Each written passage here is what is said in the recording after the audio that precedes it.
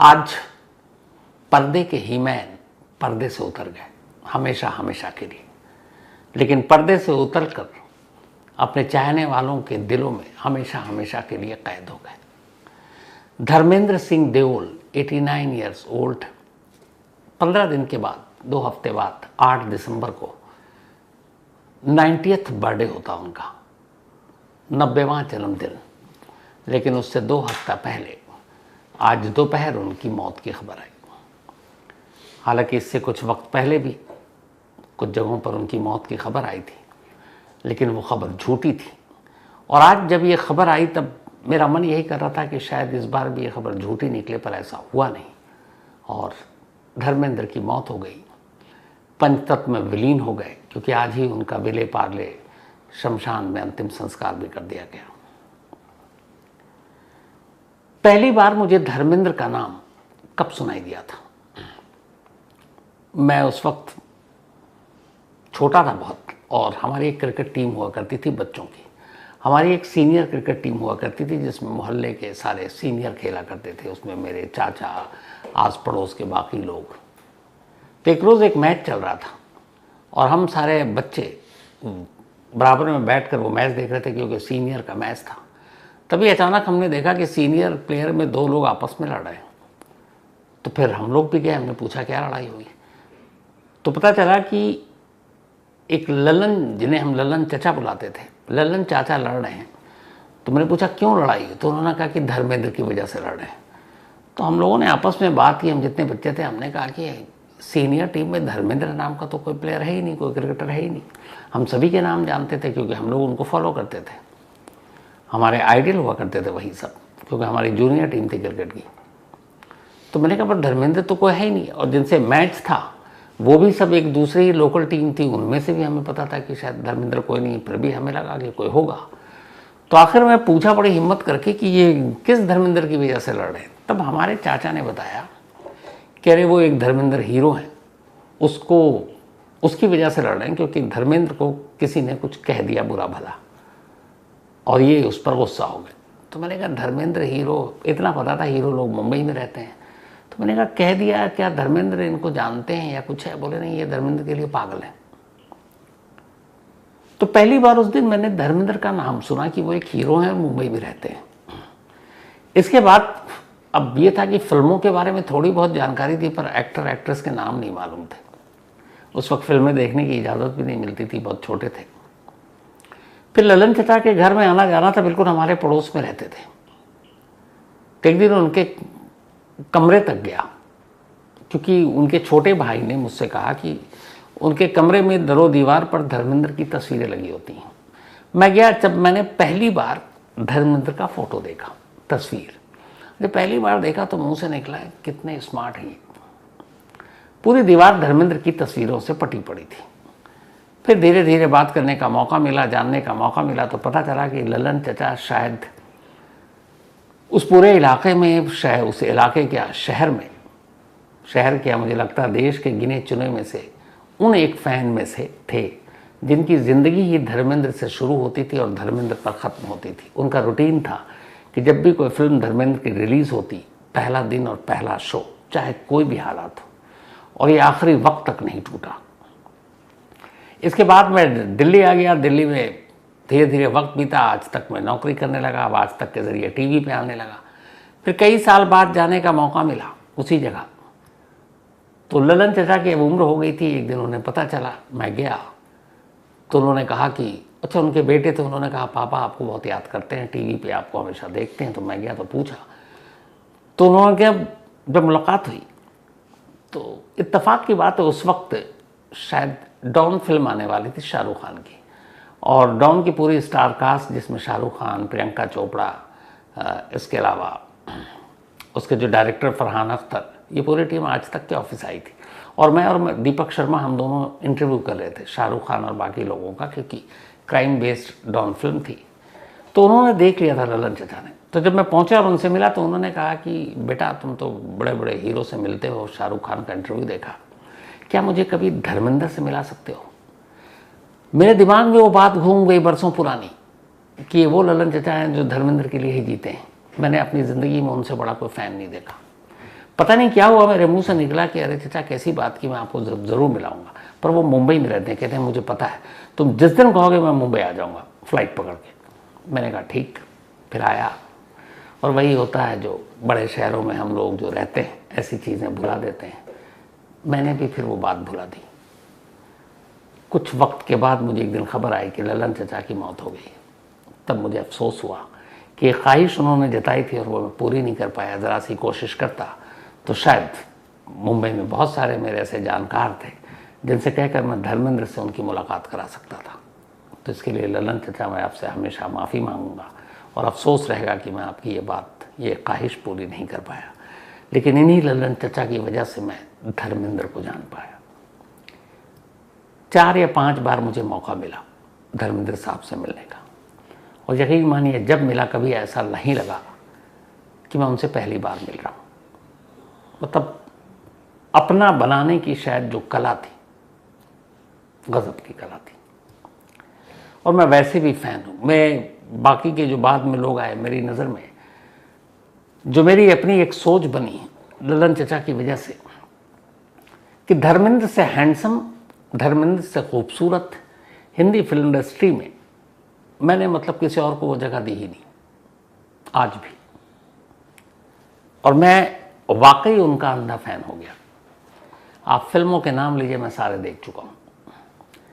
तो बहुत कम ऐसे एक्टर हैं जिनको मतलब जिनके लिए दिल में जगह होती है, उनमें से एक धर्मेंद्र। और इत्तेफाक की बात है कि आज वो हमारे बीच रहे नहीं। तो मेरी पूरी कोशिश है कि वो दास्तानें, वो कहानियाँ जो शायद बहुत कम आई हों सामने, आज आपके सामने इस मौके पर रखना चाहता हूँ। धर्मेंद्र सिंह देओल इनका पूरा नाम था। ये लुधियाना के पास पंजाब में एक साहनेवाल गांव है, वहीं इनका जन्म हुआ 8 दिसंबर 1935 को। फादर इनके एक स्कूल में टीचर थे, और उसी स्कूल में जो वे स्कूल था उसका नाम भी है कृष्ण चौधरी आर्य हाई स्कूल। इसी स्कूल में जब धर्मेंद्र की उम्र हुई तो दाखला मिल गया और वो वहीं पढ़ने लगे।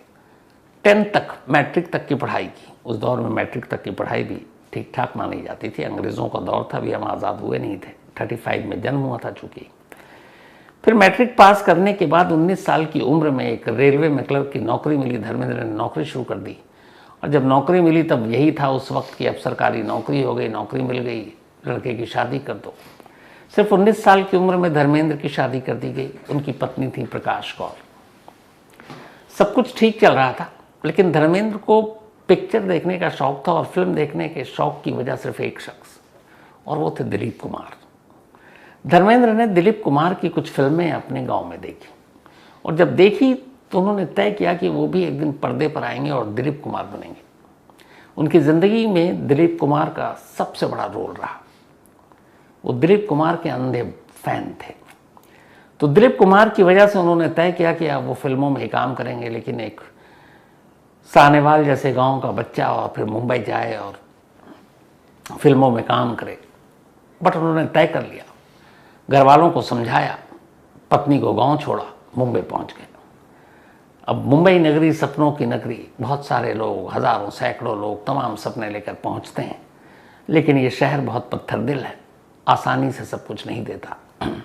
धर्मेंद्र भी जब वहाँ पहुँचे तो स्ट्रगल के दौर शुरू हो गए। अब धर्मेंद्र मुंबई फिल्म इंडस्ट्री के हर स्टूडियो के बाहर, हर प्रोडक्शन हाउस के बाहर डेली रूटीन चक्कर काटते, फिर लौटते, कभी प्लेटफॉर्म पर सोते, कभी कहीं और सो जाते। कोई आसरा नहीं, कोई जानने वाला नहीं। इस दौरान में उन्होंने कुछ छोटे मोटे काम भी किए ताकि पेट पाल सकें, और बस गुजारा, लेकिन खुश कि मंजिल तो एक ही है और वो है फिल्म इंडस्ट्री। इस कोशिश में लगे रहे। इत्तेफाक से तभी एक चीज़ शुरू हुई उसी वक्त, नसीब इसी को कहते हैं। फिल्म फेयर ने एक टैलेंट हंट प्रोग्राम शुरू किया, जैसे आजकल आता है इंडियन आइडल और बाकी। तो फिल्म फेयर बहुत ही रेपुटेड मैगजीन है। फिल्म फेयर अवार्ड आज भी हमारा ऑस्कर माना जाता है हिंदी फिल्म इंडस्ट्री के लिए। तो इसी फिल्म फेयर ने एक टैलेंट हंट शुरू किया। उस पर तमाम लोगों ने अप्लाई किया, धर्मेंद्र भी पहुंचे। फिर रिजल्ट आया, धर्मेंद्र जीते नहीं थे वो कॉन्टेस्ट, वो नंबर 2 पे रहे। नंबर 1 पे कौन था ये आज कोई नहीं जानता, लेकिन नंबर 2 पे रहे। फिर ये हुआ था कि जो भी फाइनलिस्ट होंगे उनके साथ उस वक्त के मशहूर एक्टर देवानंद लंच करेंगे। तो अब धर्मेंद्र विनर नहीं थे, नंबर 2 थे, रनर अप थे, लेकिन फिर भी जो ऑर्गेनाइजर थे देवानंद साहब के पास ले गए वहाँ लंच पर। तो और भी कुछ लोग थे, लेकिन देवानंद ने धर्मेंद्र को देखा और उन्हें अचानक लगा कि इस लड़के में कुछ है। चौड़ी छाती, एकदम देसीपन, गोरा चिट्टा, लंबा चौड़ा, गजब का हैंडसम। तो उन्हें लगा कि कुछ है, कुछ बातचीत भी की। धर्मेंद्र को लगा कि चलो कुछ तो हुआ, लेकिन किस्मत साथ नहीं दे रहा था। पर इस एक कंपटीशन के बाद अब जब वो जहाँ जाते हैं तो थोड़ा सा एक बायोडेटा में, एक सीवी में एक वजन आ गया था।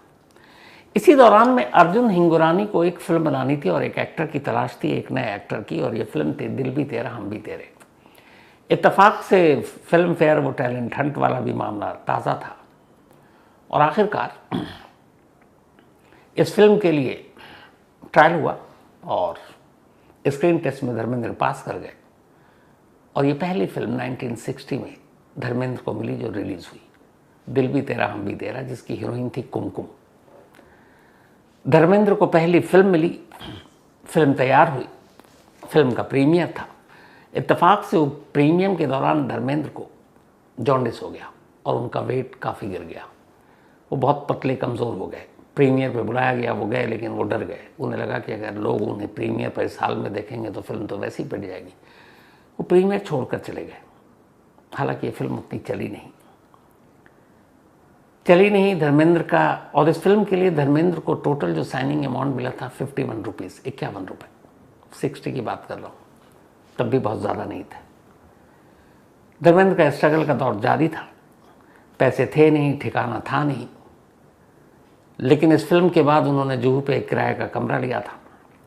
इससे पहले जब प्लेटफॉर्म पर रहते थे तब खाने के पैसे जब नहीं होते तो इसबगोल अपने साथ ले गए थे पंजाब से और उसी को उबाल कर खा कर पूरा दिन निकाल देते थे।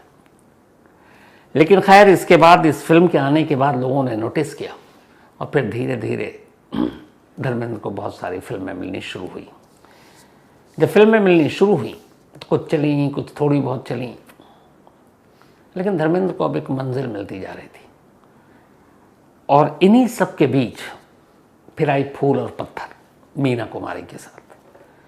इस फिल्म ने धर्मेंद्र की ज़िंदगी बदल दी। फूल और पत्थर पहली वो फिल्म थी जो बॉक्स ऑफिस पर सुपर डुपर हिट हुई थी और यहीं से धर्मेंद्र और मीना कुमारी की नज़दीकियों की कहानी भी शुरू हुई। इसके बाद तो ये हुआ कि मीना कुमारी जो भी फिल्म करती वो बहुत बड़ी उस वक्त एक एक्ट्रेस थी। तो ये होता था कि हर फिल्म के प्रोड्यूसर डायरेक्टर से वो सिफारिश करती थी कि अगर धर्मेंद्र इस फिल्म में लीड रोल करेंगे तो ही मैं हीरोइन बनूंगी। और कहते हैं कि मीना कुमारी के कहने पर बहुत सारी फिल्में धर्मेंद्र को मिली। इन दोनों की नज़दीकियाँ थीं। किस्से ये भी हैं कि ये दोनों एक दूसरे से प्यार हो गया था, लेकिन ये रिश्ता चला नहीं। उधर धर्मेंद्र की शादी चूँकि ऑलरेडी हो चुकी थी, प्रकाश कौर तब तक 4 बच्चों को जन्म दे चुकी थी। सनी देओल, बॉबी देओल, विजेता, अजेता। जो धर्मेंद्र का प्रोडक्शन हाउस, उसका नाम विजेता प्रोडक्शन हाउस उनकी बेटी के नाम पर है। तो खैर मीना कुमारी के बाद अब धीरे धीरे धर्मेंद्र को फिल्में मिलने लगी, फिल्में हिट होने लगी और धर्मेंद्र अब एक नाम हो चुके थे। इसके बाद तो फिर तूफान आया 1975, शोले। फिर शोले के बाद उस वीरू ने कभी पलट कर नहीं देखा। इसके बाद चाहे कितने भी बड़े बड़े एक्टर आए, दिग्गज आए, धर्मेंद्र को कोई डिगा नहीं पाया। जब राज कपूर का दौर था तब भी धर्मेंद्र का नाम था। जब दिलीप कुमार का दौर था, जो आइडियल थे धर्मेंद्र के, और दिलीप कुमार अपने उरूज पर थे, तब भी धर्मेंद्र को कोई भुला नहीं पाया। जब राजेश खन्ना की आंधी चली तब भी धर्मेंद्र अपनी जगह कायम थे। जब अमिताभ बच्चन का दौर आया तब भी धर्मेंद्र अपनी जगह कायम थे। मतलब बड़े बड़े सितारे, उनका ऑरा, उनका दौर रहा, लेकिन धर्मेंद्र कभी गुम नहीं हुए। ये उनकी शख्सियत का करिश्मा था। इसके बाद तो करीब फिल्मों की झड़ी सी थी। 65 साल तक उन्होंने हिंदी फिल्म इंडस्ट्री में काम किया और इन 65 सालों में 300 से ज़्यादा फिल्मों में काम किया। अब वो बातें जो शायद बहुत आम नहीं हुई कभी, ये बहुत कम सामने आई। धर्मेंद्र को आखिर 65 साल और 300 फिल्मों के बाद भी लोग उतना ही प्यार और उतना ही अपनापन क्यों देते? इसकी कुछ बेसिक सी वजह है। कहते हैं कि धर्मेंद्र वो एक्टर हैं या वो इंसान हैं जिनके चेहरे पे कोई और चेहरा नहीं है। उन्होंने 300 से ज़्यादा फिल्मों में अलग अलग किरदारों को निभाया, अलग अलग उनके चेहरे आपने देखे होंगे, अलग अलग हुलिया देखा, लेकिन असली धर्मेंद्र का एक ही चेहरा था और वो था बहुत ही ईमानदार चेहरा, बहुत ही मतलब जिसके पीछे कोई छल कपट नहीं। और यही वजह है कि धर्मेंद्र को लोग मानते थे। वो कहते हैं ना कि हर इंसान के कई चेहरे होते हैं, घर का कुछ और, बाहर का कुछ और, दोस्तों के साथ कुछ और, ऑफिस में कुछ और, सेट पर कुछ और, को स्टार के साथ कुछ और। लेकिन धर्मेंद्र का जो फिल्मों में जो भी उनके जो कैरेक्टर होते थे वो सारे उन्होंने प्ले किए, लेकिन उनका सिर्फ एक चेहरा रहा, वही मासूम और वही ईमानदार। और यही ईमानदारी वाला चेहरा उनको अलग बना गया। कहते हैं कि मुंबई फिल्म इंडस्ट्री में धर्मेंद्र से ज़्यादा ईमानदार चेहरे वाला या ईमानदार शख्स जो जैसा अंदर है वैसा ही बाहर है, दूसरा को हुआ ही नहीं। कि मैं नहीं, बड़े बड़े लोग कहते हैं, हर जगह है। तो ये जो धर्मेंद्र की ईमानदारी वाली एक पहचान थी ना, इसने उनको सबसे अलग बनाया। और दूसरा जो इससे भी बड़ी बात है, कहते हैं फिल्म इंडस्ट्री में धर्मेंद्र से ज़्यादा कोई और ऐसा एक्टर पैदा नहीं हुआ अभी तक जिसने लोगों की मदद की हो। आजकल ज़रा सी मदद की सोशल मीडिया और मीडिया पे आप चर्चा सुनते हैं, लेकिन धर्मेंद्र ने न जाने कितनों को हीरो बनाया। पंजाब की पूरी लौट को उन्होंने फिल्म इंडस्ट्री में खपाया और किसी को भी कभी मना नहीं किया। पंजाब से जो पहला एक नामचीन एक्टर आए थे वो दारा सिंह थे, हालांकि वो कुश्ती के अखाड़े से ज़्यादा मशहूर हुए थे। उसके बाद धर्मेंद्र। कहते हैं जब धर्मेंद्र सेट हो गए और वो धर्मेंद्र बन गए एक एक्टर, एक स्टार, तो उन्होंने जो अपना घर खरीदा उस घर में कई चारपाई डलवाई। और उस चारपाई को इसलिए डलवाई थी कि उस दौर में ऐसा होता था कि हरियाणा और पंजाब के लोग सीधे ये कहते थे मुंबई जाना है तो वहाँ कहाँ रुकना है, तो उनकी बात होती कहाँ रुकना, धर्मेंद्र है ना वहाँ। और इस अपनेपन से जो धर्मेंद्र से कभी नहीं मिले, सिर्फ उन्हें पता है सानेहाल गाँव का है, उसका बेटा है, फिल्मों में अब काम करता है, हीरो बन गया है, तो हमारा क्या है वहाँ, जब उसका घर है तो हम कहीं और क्यों रुकें। और ये बरसों रहा जब धर्मेंद्र के घर में चारपाइयाँ पड़ी होती थी, लोग जाते थे हरियाणा पंजाब से और दरवाज़ा हमेशा खुला होता था। बताया गया था कि उन लोगों में से किसी को कोई मना नहीं करेगा, और वो आते थे और रहते थे, जो काम होता था करते थे, खाते पीते थे, लंगर टाइप चलता था और चले जाते थे। ये किस्से हर जगह है। और जिनको कि मुझे एक्टर बनना है, जितनी मदद हो सकती थी। अभी राज बब्बर ने एक इंटरव्यू में कहा था कि एक बार वो जब स्ट्रगल कर रहे थे तब धर्मेंद्र के घर के नीचे खड़े हुए थे और इत्तेफाक से धर्मेंद्र उस वक्त बालकनी में थे, नीचे वो थे, अचानक नज़र पड़ी, इन्होंने नीचे से विश किया। तो धर्मेंद्र ने पूछा क्या है, तो उन्होंने कहा काम की तलाश में आया हूँ। उन्होंने कहा ऊपर आ। राज बब्बर ऊपर गए, उन्होंने पहले पूछा क्या कुछ खाया वाया, उन्होंने कहा नहीं, उन्होंने खिलाया। फिर उन्होंने कहा क्या करना है, तो उसने कहा मैं तो एक्टिंग करने आया। तो उन्होंने इधर उधर फ़ोन घुमाया, जो भी आश्वासन दिया, लेकिन राज बब्बर का ये कहना था कि उन्हें जो काम मिला वो धर्मेंद्र की वजह से मिला। धर्मेंद्र न जाने कितने ही पंजाब के असल में जो एक्टरों की, कलाकारों की जो बाढ़ आई वो उन्हीं के बाद आई, इसलिए कि हर शख्स एक उम्मीद लेकर धर्मेंद्र के पास पहुंचता था और धर्मेंद्र ने किसी को नाउम्मीद नहीं किया। तो ये सिलसिला चलता रहा, उनका ऑनेस्टी वाला फेस और उनकी ये मददगार चीज़ें। अब उनका जो रवैया था हिंदी फिल्म से, एक तो पहली बार जब वो फूल और पत्थर फिल्म आई तो उससे पहले उन्होंने सारे रोमांटिक और सब कुछ किया था। वो पहले थे जिनको एक ही मैन, एक एक्शन हीरो के तौर पर जो पहचाना गया। वो उनकी चौथी मतलब चौड़ा सीना है, गुड लुकिंग, लंबे चौड़े, पंजाब से पहुँचे हुए, पंजाब दा मुंडा। तो ही मैन का खिताब उनकी इन्हीं फिल्मों से मिला। तब ये नहीं था कि सिर्फ फाइट और एक्शन करने से, नहीं। हीमैन का खिताब ही मिला था असल में कि एक्शन हीरो, लेकिन वो एक्शन हीरो सिर्फ नहीं रहे, कॉमेडी भी किया, रोमांटिक हीरो भी रहे। चुपके चुपके में पहली बार धर्मेंद्र ने दिखाया था कि वो कॉमेडी कैसा कर सकते हैं। अमिताभ बच्चन उस फिल्म में थे। कहते हैं कि जब 1975 में जो शोले फिल्म आई थी, उससे पहले शोले के लिए धर्मेंद्र लीड रोल तो थे ही, चुन लिए गए थे, रमेश सिप्पी जी साहब ने चुना हुआ था। अब एक और चाहिए था, वीरू आ गया था, जय चाहिए था। तो अब जय कौन, कई एक्टर बड़े बड़े उस वक्त के मना कर चुके थे। अमिताभ बच्चन तब तक कोई बहुत बड़ा नाम नहीं थे फिल्म इंडस्ट्री में, उनकी कुछ फिल्में पिट भी चुकी थी। और ये कहते हैं कि शायद अगर ये जंजीर और शोले टाइप की फिल्में नहीं होती तो उस वक्त उनकी पैकिंग की बात भी चल रही थी। तब धर्मेंद्र वो शख्स थे जिन्होंने कहा कि नहीं, शोले का ये कैरेक्टर जय का आप अमिताभ बच्चन को दीजिए, और सलीम खान ने इस पर मोहर लगाई। तो धर्मेंद्र और सलीम खान के कहने पर शोले का ये कालजयी कैरेक्टर अमिताभ बच्चन का जय धर्मेंद्र ने सिफारिश की थी। और इसके बाद धर्मेंद्र और अमिताभ बच्चन की दोस्ती आपको पता है, मशहूर है, वो शोले का गाना, ये दोस्ती हम नहीं तोड़ेंगे। इसके बाद इन्होंने फिल्म बाद में राम बलराम, चुपके चुपके और एक दोस्त फिल्म आई थी बड़ी खामोशी से, उसमें भी काम किया। हालांकि धर्मेंद्र ने कभी भी उनके बारे में ये कहा जाता है जितने ऑनेस्ट फेस, किसी भी को एक्टर का रोल नहीं कटवाया। शोले में भी उन्हें यह था कि कुछ जगह पर अमिताभ बच्चन शायद भारी पड़ रहे हैं, लेकिन धर्मेंद्र ने कभी रमेश सिप्पी या किसी और से, जबकि उस वक्त उनका कद था, कि रोल कटवाया। हालांकि एक जगह एक मैगजीन में मैंने पढ़ा कि राम बलराम में उल्टा हुआ था, तब तक अमिताभ बच्चन एक सुपरस्टार बन चुके थे, और ये हुआ था कि राम बलराम में धर्मेंद्र के कुछ सीन कटवा दिए गए थे, लेकिन धर्मेंद्र ने कभी अमिताभ बच्चन से इसकी शिकायत नहीं की, और ये दोस्ती आखिरी वक्त तक कायम रही, क्योंकि धर्मेंद्र ने कभी किसी से कोई शिकायत की ही नहीं। राज कपूर के साथ उनकी दोस्ती ऐसी थी, और राज कपूर के दोस्ती के अलावा मतलब जो उनको मानते थे उनकी इसी ईमानदारी और मददगार चेहरे की वजह से, कि किस्सा बड़ा मशहूर है कि राज कपूर का अपना जो वैनिटी मैन हुआ करती थी, जिसमें वो शूट पे होते थे, मेकअप आर्टिस्ट सब होता था, बड़ी सख्त हिदायत थी कि राज कपूर के वैनिटी मैन या उनके मेकअप आर्टिस्ट या उनके मेकअप को उनके अलावा कोई और इस्तेमाल नहीं करेगा। सिर्फ उनके अलावा एक और शख्स को इसकी इजाज़त थी, और वो धर्मेंद्र थे। धर्मेंद्र के इश्क के भी बड़े किस्से हुए बहुत सारे उस वक्त, जैसे मैंने आप बताया, जो भी उनकी को एक्ट्रेस होती थी उनके साथ नाम जुड़ जाता था। हालांकि दुनिया को पता था कि वो शादीशुदा हैं, 4 बच्चों के बाप हैं, लेकिन फिर भी।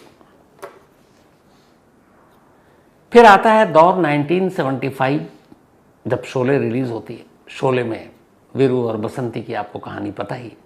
हालांकि इससे पहले भी ये कुछ फिल्मों में साथ काम कर चुके थे, और उन्हीं काम करने के दौरान धर्मेंद्र और हेमा मालिनी दोनों बहुत करीब आ चुके थे।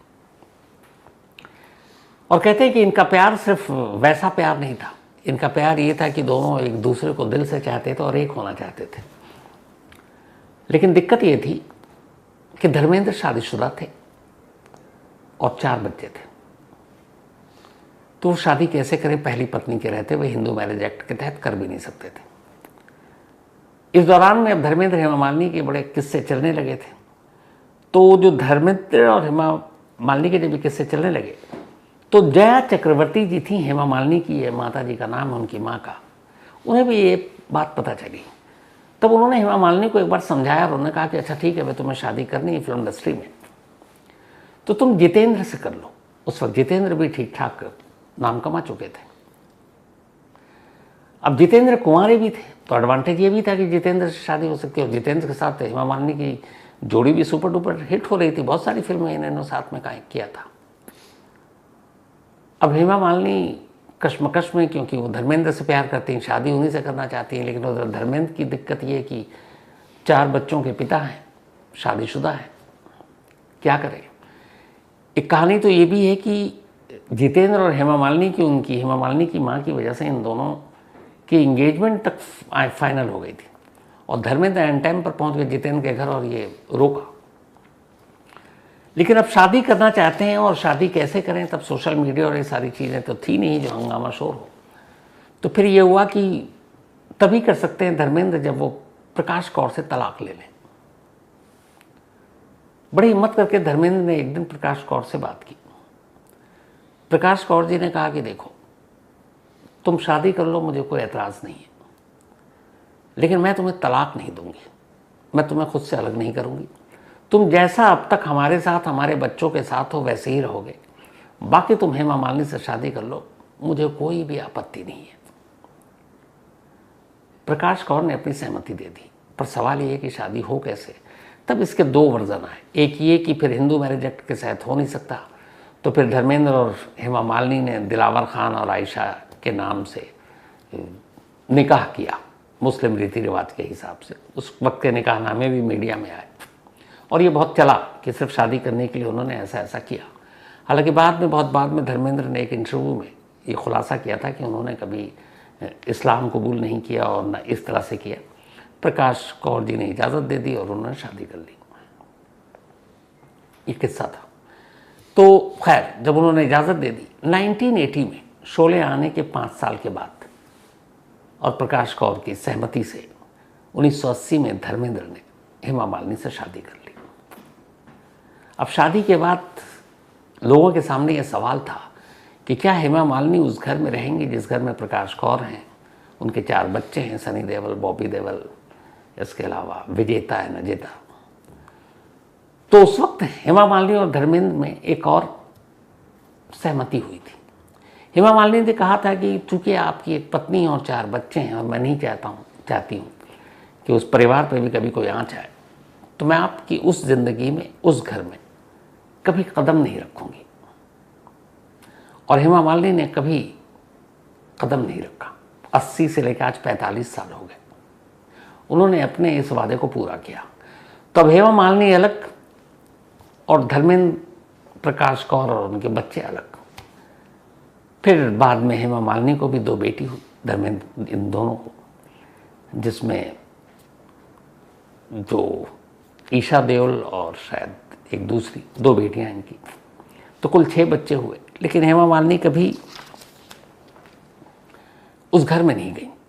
हालांकि हेमा मालिनी ने अपनी एक बायोग्राफी में जिक्र किया था कि हम दोनों के बीच का एक समझौता था, और उन्होंने कहा मुझे धर्मेंद्र से कोई शिकायत नहीं है, क्योंकि ये हम दोनों के बीच की बात थी। धर्मेंद्र ने हमेशा एक पति और एक पिता, उनकी बेटियों के लिए उन्होंने कहा का पूरा हक निभाया, पूरा फ़र्ज़ निभाया, इसलिए मुझे धर्मेंद्र से कोई शिकायत नहीं है। ज़माना क्या कहता है मुझे नहीं मालूम।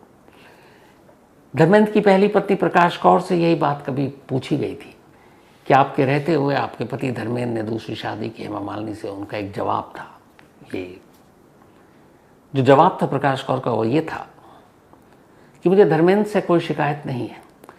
हेमा मालिनी हैं ही ऐसी कि किसी भी शख्स का दिल उन पर आ जाए। ये उनकी लाइन थी प्रकाश कौर की।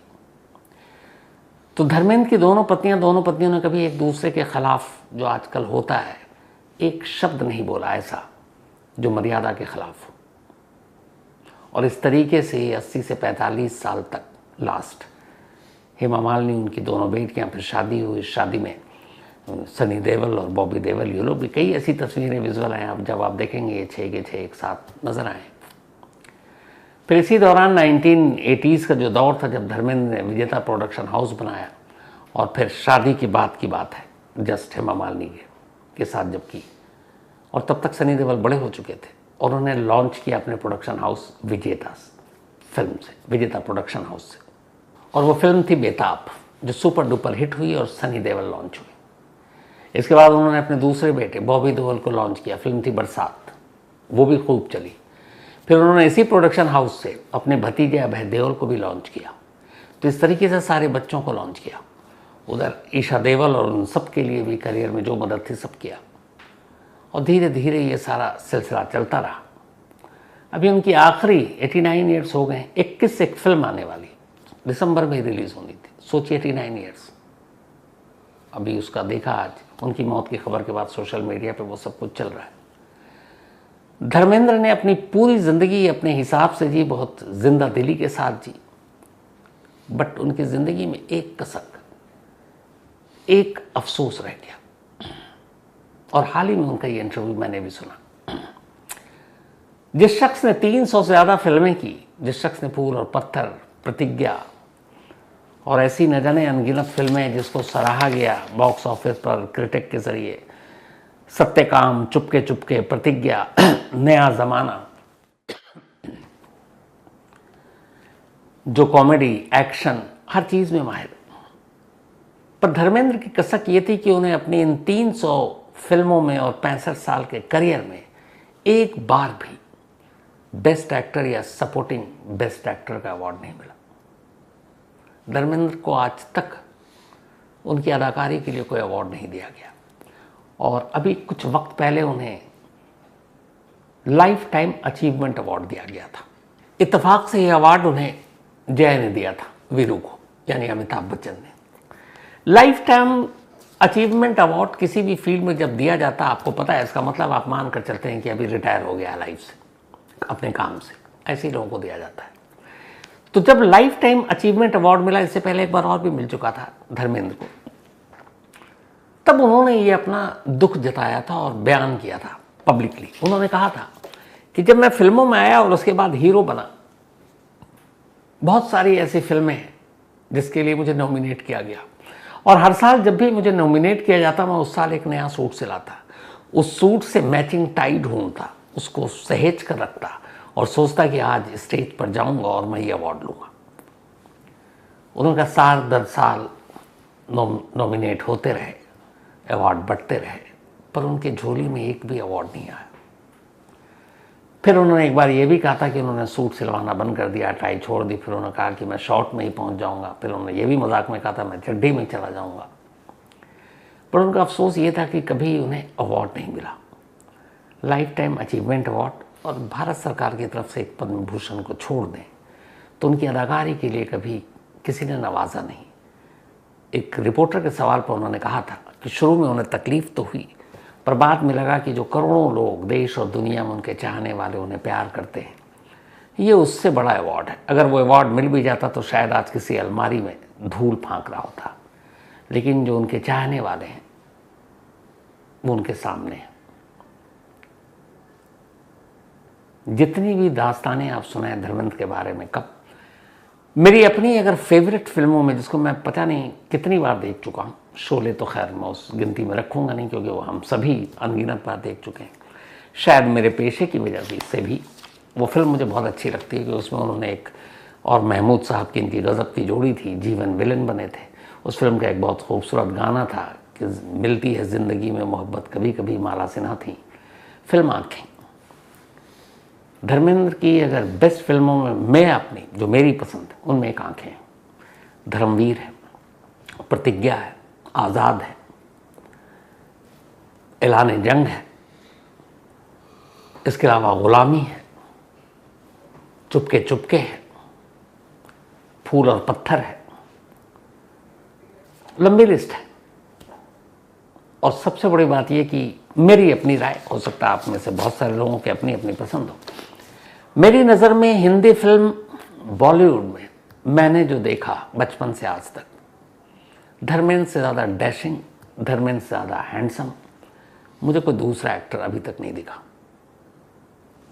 लव यू धर्मेंद्र जी, मेरे तरफ से और पूरी क्राइम तक फैमिली की तरफ से यही दुआ है कि आप ऊपर जहाँ हों हमेशा अच्छे रहें और ऊपर वाला आपको अच्छे से ख़ास नवाजे और आप हम सब के दिलों में हमेशा ज़िंदा रहेंगे।